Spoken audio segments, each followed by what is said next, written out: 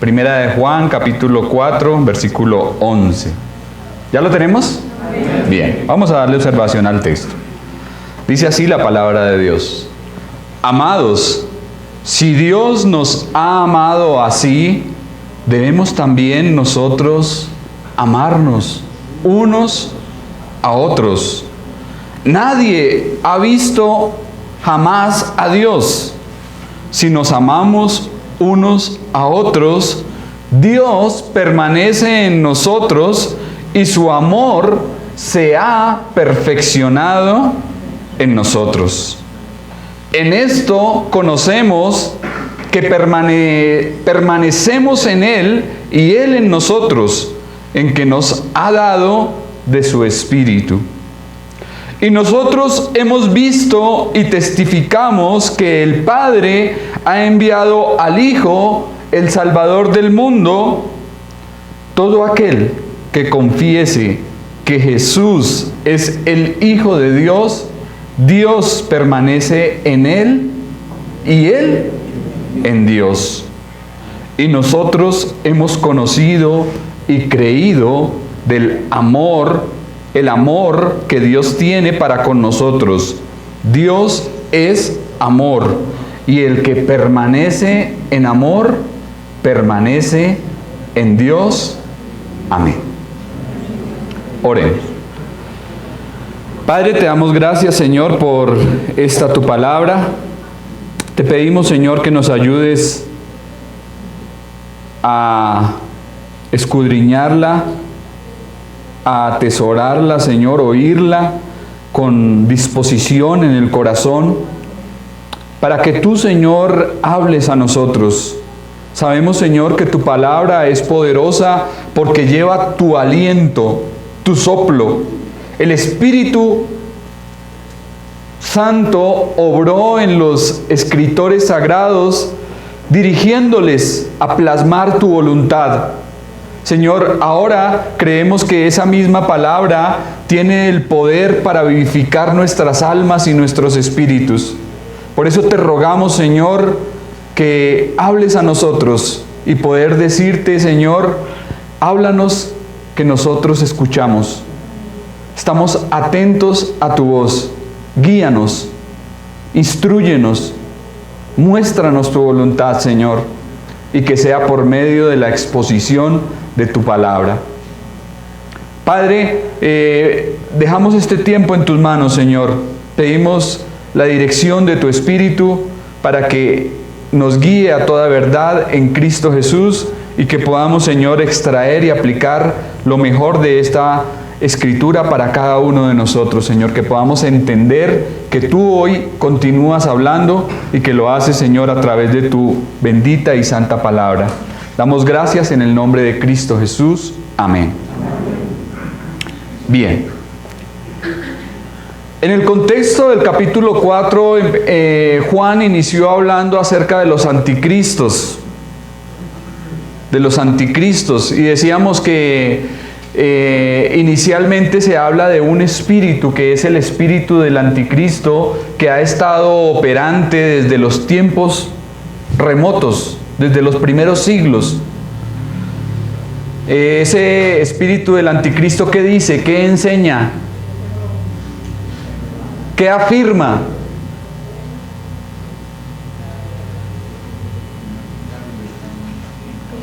¿Qué es un anticristo? ¿Quién es un anticristo?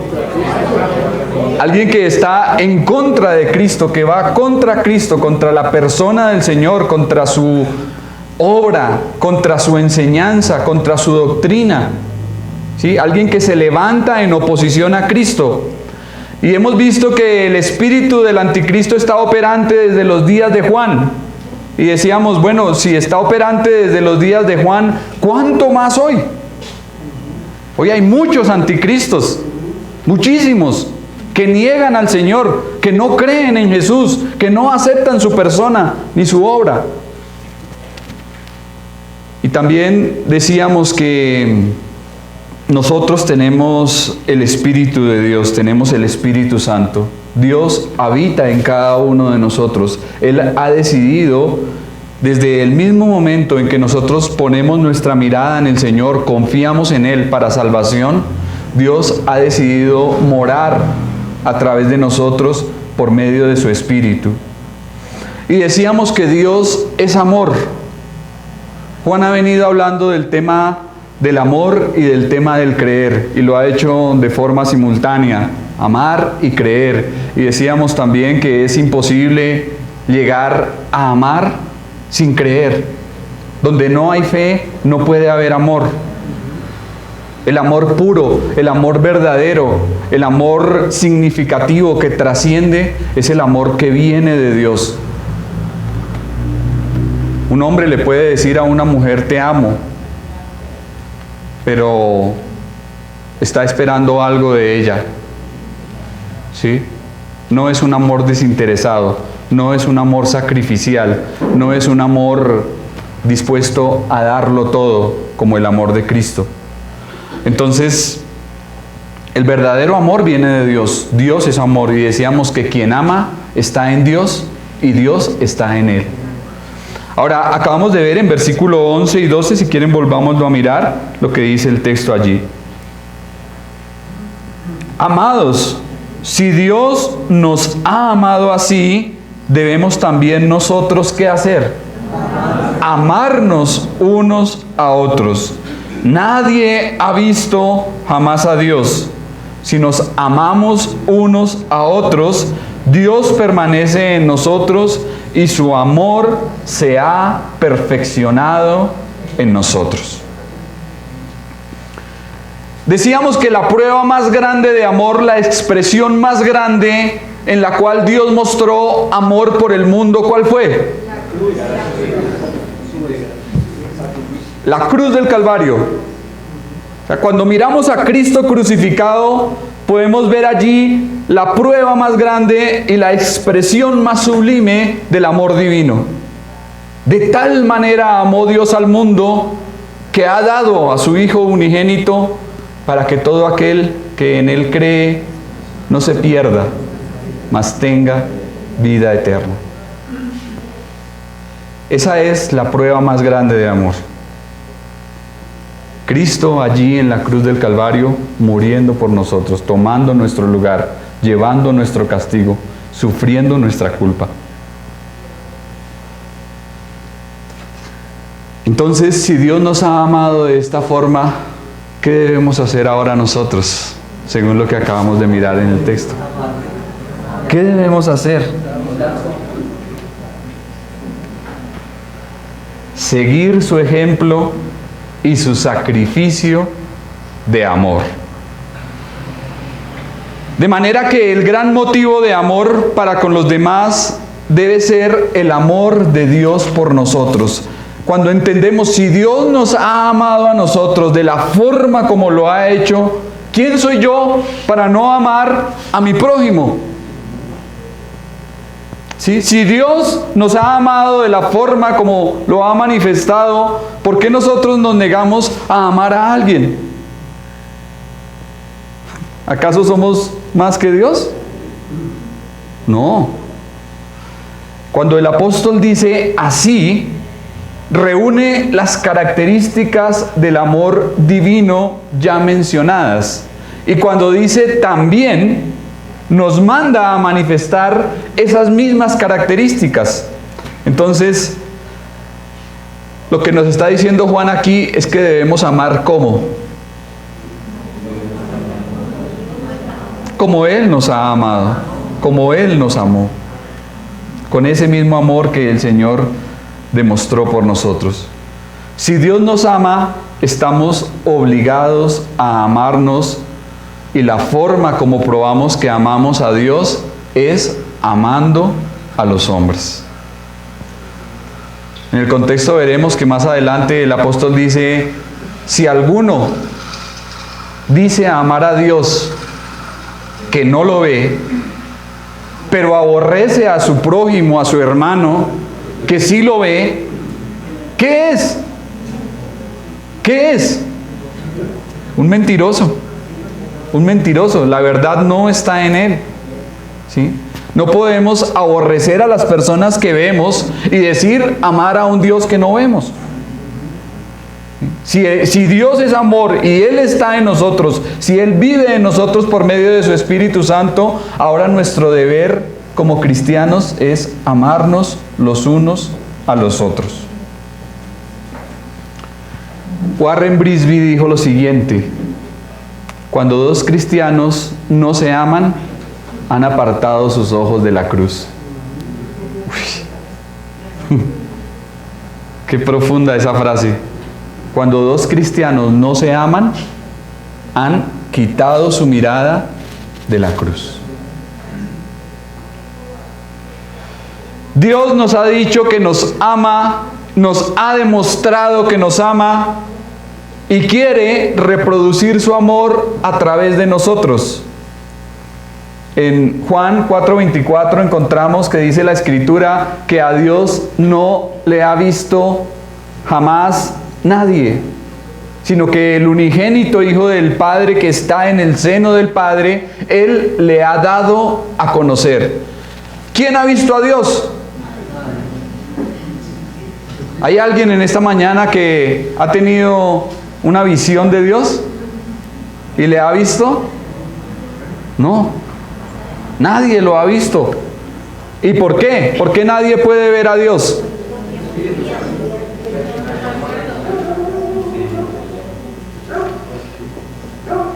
La gloria y la santidad de Dios son tan grandes que alguien dijo, si Él se mostrase a nosotros como es, en nuestra condición pecadora y pecaminosa, seguramente nos mataría. La gloria y la santidad de Dios nos matarían. Entonces nadie ha visto a Dios. ¿A quién han visto? Los que han tenido un encuentro cercano con Dios, ¿a quién han visto? A Cristo. A Cristo. Porque Él es la manifestación de Dios.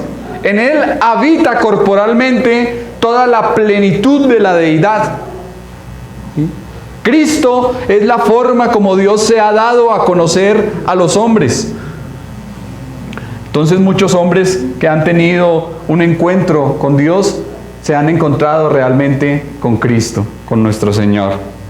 Jesucristo es la expresión visible del Dios invisible. Y es por medio de Él que Dios se ha dado a conocer. Ahora, el Padre y el Espíritu han escogido revelarse a sí mismos a través de la persona de Jesucristo. Juan dice, a Dios nadie le ha visto jamás, ni en el pasado ni en el presente. Nadie ha visto a Dios. Pero sí, ¿a quién han visto los hombres? A Cristo. Y por eso Juan dice acá, en el contexto veremos que dice en versículo, y nosotros hemos visto y testificamos que el Padre ha enviado al Hijo. Juan fue un testigo ocular, él vio al Señor, él escuchó las predicaciones de Cristo, los sermones, las enseñanzas. Él vio cuando el Señor multiplicó los panes, cuando sanó al leproso, cuando dio vista al ciego. Él fue un testigo presencial de todos los milagros que nuestro Señor Jesucristo realizó en su ministerio terrenal aquí en la tierra. Y lo que Juan quiere decir con esto, mis hermanos, es ya que nadie ha visto a Dios el Padre y que Jesús no puede ser visto en este momento, entonces, ¿cómo el mundo, cómo la gente que no conoce a Dios y que no tiene a Dios puede ver el amor de Dios? Si no pueden ver a Dios, si en este momento Cristo no está entre nosotros personalmente y corporalmente, entonces, ¿por medio de quién y a través de quién se manifiesta el amor de Dios? De nosotros. De nosotros. No puede ser por medio de ningún otro, de ningún inconverso, de ningún otro hombre. O sea, el amor de Dios debe de manifestarse por medio de los hijos de Dios. De los hijos de Dios. Si nosotros, siendo parte de la familia del Dios vivo, no manifestamos ese amor a la gente que está afuera, ellos no pueden ver el amor de Dios de ninguna otra forma, si no es por medio de nosotros. En esta semana hablábamos acerca del amor y veíamos unos textos, terminando el curso que estábamos dando, veíamos unos pasajes en donde nuestras hermanas nos compartían que debemos amar ¿a quiénes? ¿A quiénes nos dice la Biblia que debemos amar? Mirábamos unos pasajes en los evangelios. ¿Debemos amar a los que nos bendicen? ¿A los que nos caen bien? ¿A los que nos tratan bien? ¿A los que nos aman? Amar a los que nos aman es fácil, ¿sí? Es simplemente corresponder ese amor. Pero amar a los que nos odian, a los que nos aborrecen, a los que nos calumnian, nos ultrajan, nos persiguen, amar a los que nos hacen mal. Un pajarito se metió.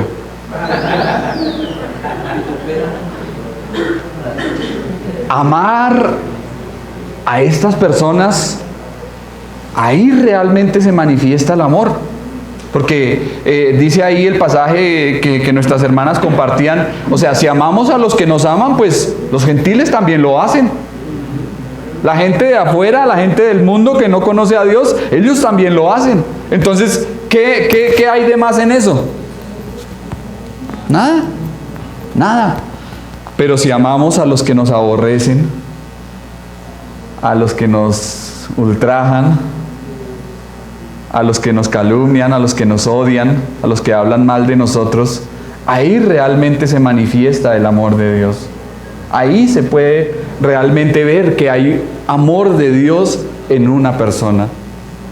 ¿Ama usted a los que le aman? ¿No? También, también, porque debemos amar a todos, a todos. ¿Y ama usted a los que le aborrecen? ¿Ama usted a los que le odian? También. Es difícil, pero debemos hacerlo. Debemos hacerlo porque ese también es el mandamiento.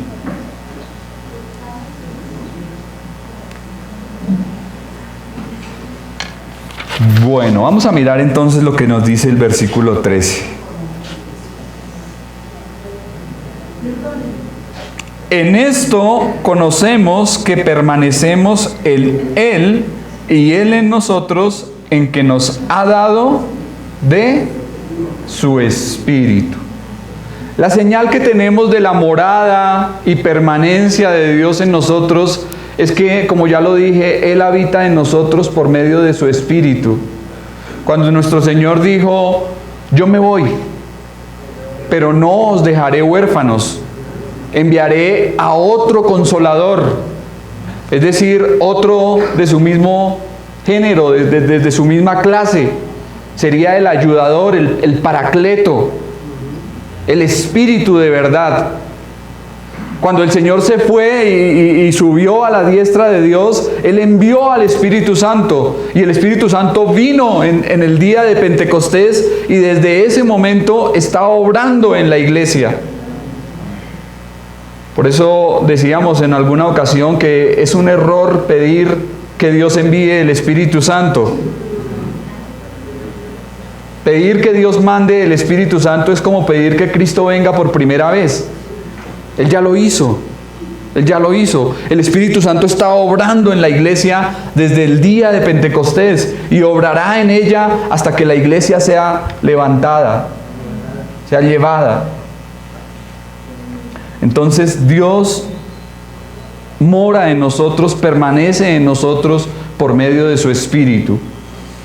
La obra del Espíritu es la que nos hace buscar a Dios en un principio, pero también es la obra del Espíritu la que nos hace conscientes de la presencia de Dios.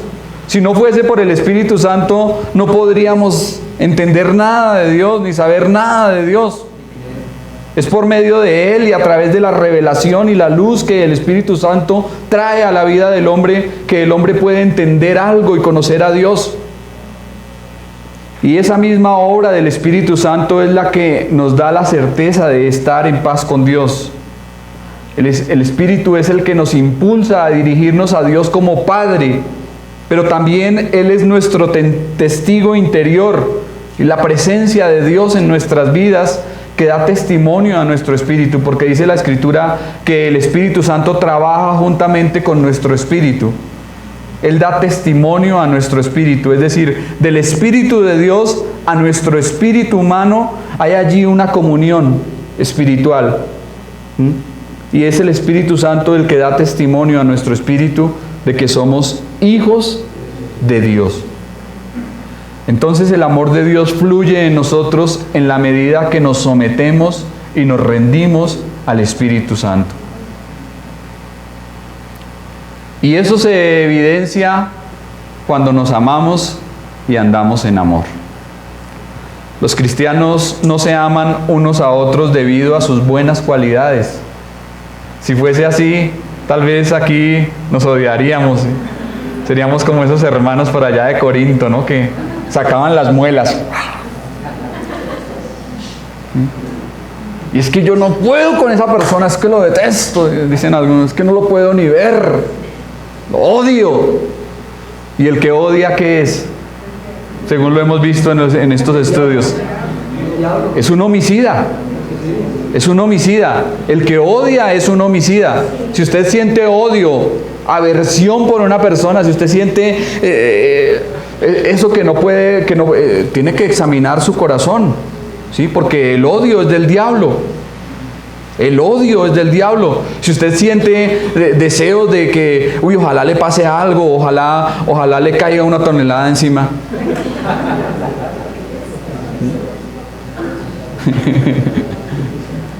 Cuidado con esas cosas, porque ahí empieza el homicidio. Ahí empieza el homicidio. ¿Sí? El que odia es del diablo. Satanás es homicida desde el principio, pero el que ama es de Dios. El que ama es de Dios. Entonces amamos no porque nuestros hermanos tengan cualidades especiales para que decir, que es que nuestros hermanos son tan queridos y los amamos. No, los amamos a pesar de la misma forma como Dios nos ha amado a nosotros a pesar de. En nosotros no hay nada bueno, en nosotros no hay nada admirable, atractivo que podamos decir, wow, pero qué lindo soy. ¿Sí?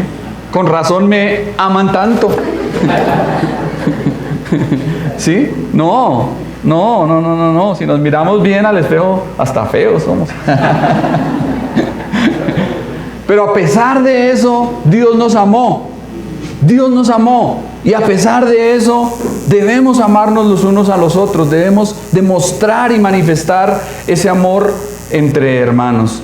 Recordemos siempre lo que nuestro Señor Jesucristo ha dicho. En esto conocerán que sois mis discípulos, en que os améis los unos a los otros. Versículo 14. Y nosotros hemos visto y testificamos que el Padre ha enviado al Hijo, el Salvador del mundo. A pesar de que nadie ha visto a Dios jamás, los apóstoles sí vieron y contemplaron a Dios hecho hombre, a Jesucristo. Por lo tanto, Juan se incluye entre los testigos oculares que presenciaron la vida, obra, ministerio, muerte y resurrección del Señor. Juan se incluye entre ellos. Y para Juan estas imágenes permanecían vívidas en su mente, aún después de tantos años. Cuando él está escribiendo esta carta ya es un hombre anciano, ya es un hombre de mucha edad. Y sin embargo, todo lo que él vivió, todo lo que él escuchó y lo que él vio de Cristo seguramente estaba allí en su mente de una manera tan clara como el primer día. Y eso es lo que nos testifica. Su testimonio es que el Padre ha enviado al Hijo como el Salvador del mundo. Cristo no vino a darnos ejemplo, aunque Él es un gran ejemplo. Él no vino a mostrarnos por dónde coger. Él no vino a señalar el camino. Él es el camino. Él es el camino. Él no vino a predicar una verdad. Muchos dicen, no, sí, lo que Cristo dice es verdadero y la Biblia es verdadera, pero no viven de acuerdo a su palabra. Son cosas diferentes. ¿Sí? Cristo vino para ser nuestro Salvador, para morir por nosotros, para llevar nuestro pecado. Él vino a sufrir en la cruz. O sea, en el momento en que el Padre envía a su Hijo al mundo, esa es la misión. ¿Sí? Esa es la misión de nuestro Señor, venir al mundo a salvarnos, a salvarnos. Así que Cristo es más que un maestro, Cristo es más que un guía espiritual, que un buen predicador. Él es más que todo esto, que un sanador, un milagrero. Él es más que todo eso, es nuestro Salvador, es nuestro Salvador. Si usted no tiene a Cristo, hoy es un día para que tal vez le busque, le entregue su corazón y su vida y le diga al Señor, quiero andar contigo, quiero mirarte por medio de la fe, aquí está mi vida, sin ti no soy nada, separado de ti no puedo hacer nada. Todo lo que planeemos, todo lo que deseemos en esta vida sin Cristo es vano y es perdido. Necesitamos estar con Él, necesitamos andar con Él, necesitamos mirarle cada día, necesitamos honrarle, obedecerle, dar testimonio de Él.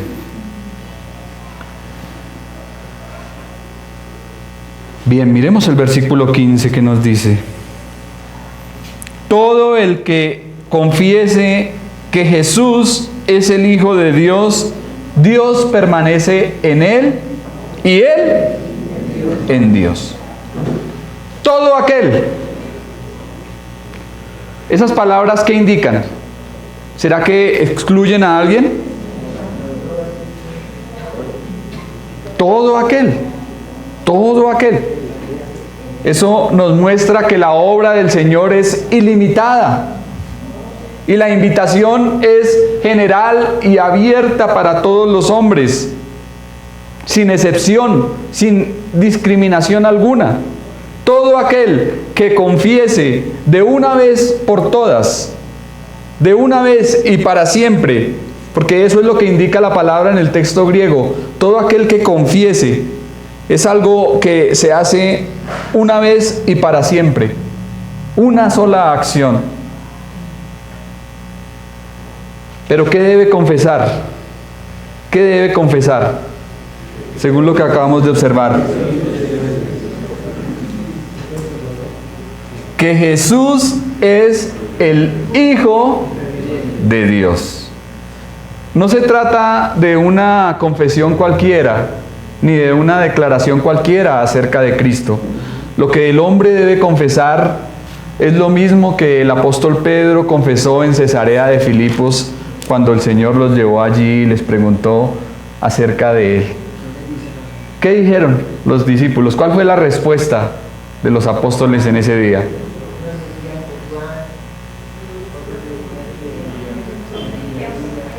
Tú eres un profeta, tú eres un mensajero de Dios, tú eres Elías. ¿Sí? Habían muchas definiciones, muchos, cada quien tenía su propia definición acerca de Cristo, pero el Señor de una forma más enfática les pregunta a ellos: ¿y ustedes qué dicen acerca de mí?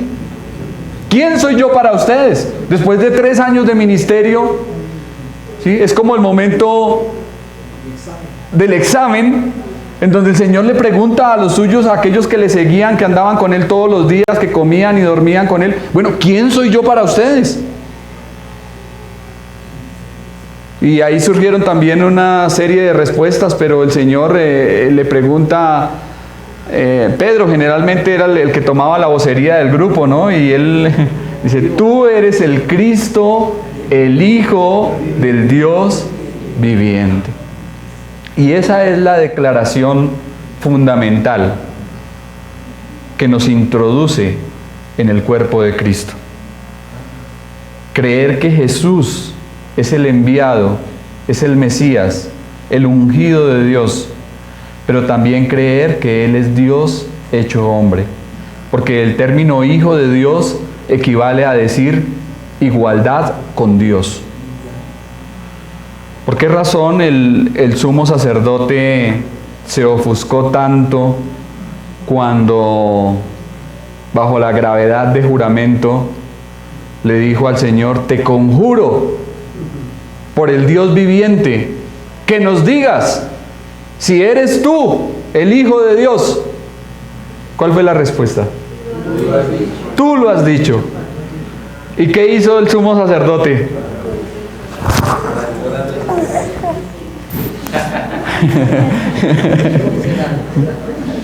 No, tampoco hasta allá.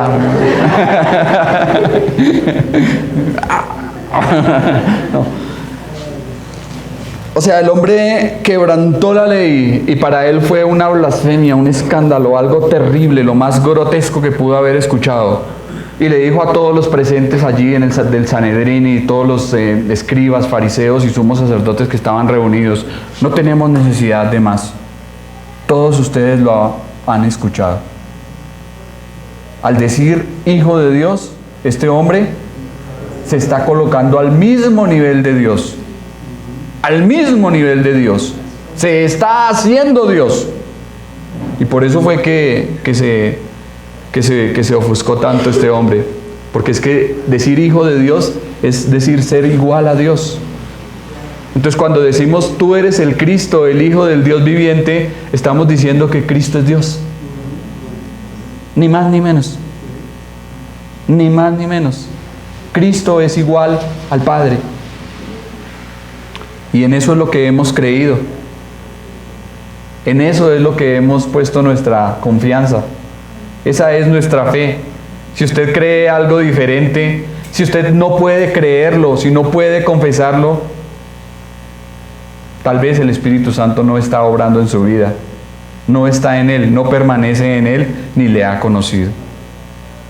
¿Sí? Porque solamente el que confiesa esto puede hacerlo por revelación del Padre. ¿Cuáles fueron las palabras que también le dijo al Señor, el Señor a Pedro en la confesión?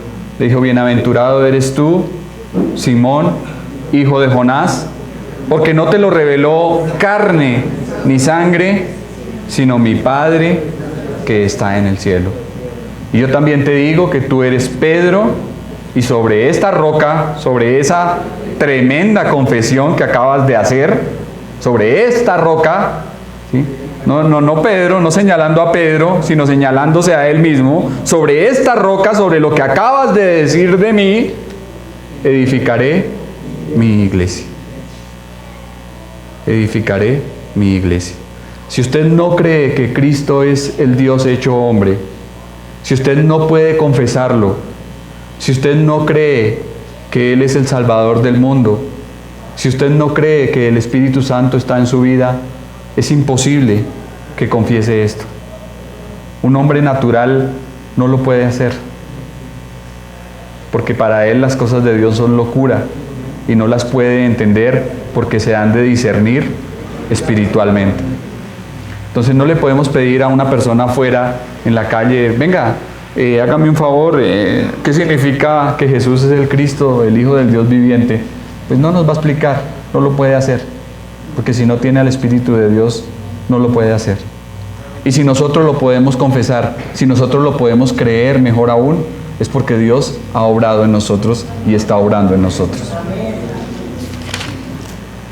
Termino versículo 16, así lloviendo y pues no está haciendo hambre.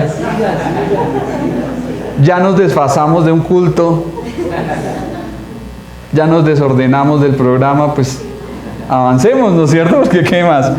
Versículo 16. Y nosotros hemos conocido y creído el amor que Dios tiene para con nosotros. Dios es amor, vuelve a decir lo que ya había dicho antes. Dios es amor, y el que permanece en amor, permanece en Dios y Dios en él. Entonces el objetivo especial del amor es la compañía con la familia.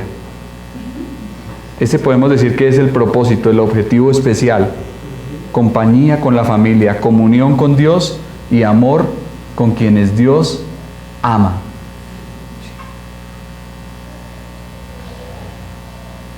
Si permanecemos en Él, no tendremos dificultad en amar a los hermanos. Si permanecemos en Dios, no tenemos ninguna dificultad en amar a los hermanos, independientemente de que sean feos o bonitos, pelilacios o pelados,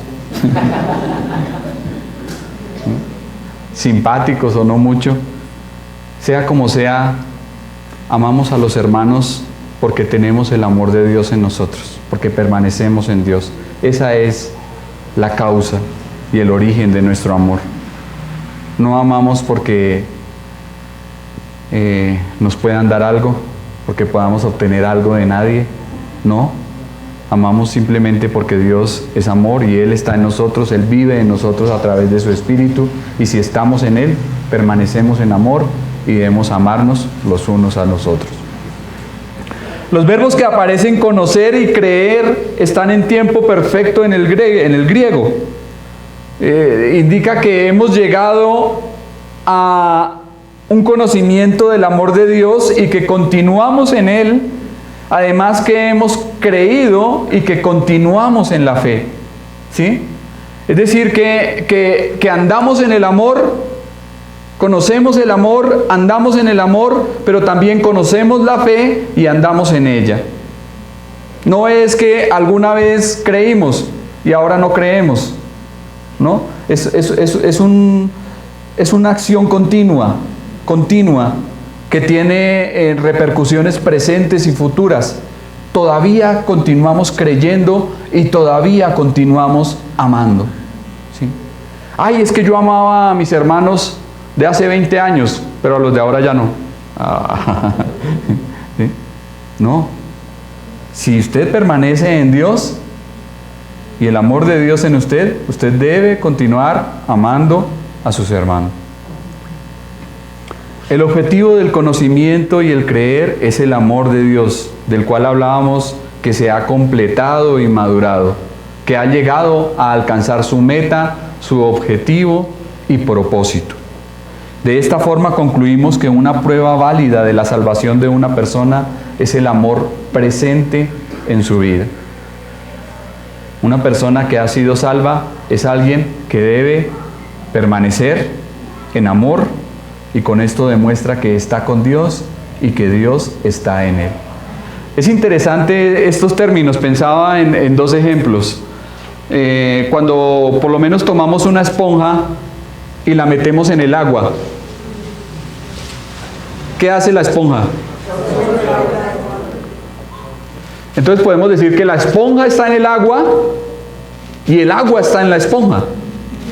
O lo mismo cuando inflamos un globo. ¿Sí? Si tomamos un globo y lo inflamos, podemos decir que el aire está en el globo, pero que el globo está en el aire. Y con esto es lo mismo. ¿Sí? Si amamos, estamos en Dios y Dios está en nosotros. Si amamos, Dios está en nosotros, Dios permanece en nosotros. Por eso termina aquí el versículo 16 diciendo: permanece en Dios y Dios en Él. ¿Está usted amando? Es un desafío que tenemos día a día. Es un desafío presente y futuro. Todo el tiempo estaremos desafiados a hacerlo, pero debemos hacerlo porque si Dios está en nosotros y Dios es amor, estamos obligados a amar como Él ama, a amar con su amor. Amén. Oramos y le damos gracias al Señor.